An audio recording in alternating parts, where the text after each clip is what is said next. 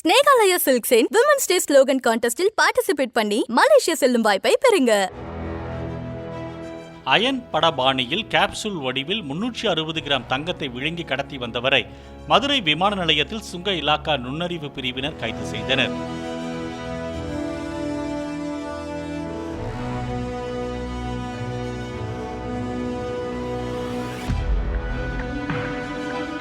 துபாயிலிருந்து வந்த spice jet விமான பயணிகளிடம் சோதனை நடத்திய போது ஒருவரது வயிற்றுக்குள் 16 கேப்சூல்களில் சுமார் 24 லட்சம் ரூபாய் மதிப்பிலான தங்கம் இருந்ததாக அதிகாரிகள் தெரிவித்தனர்.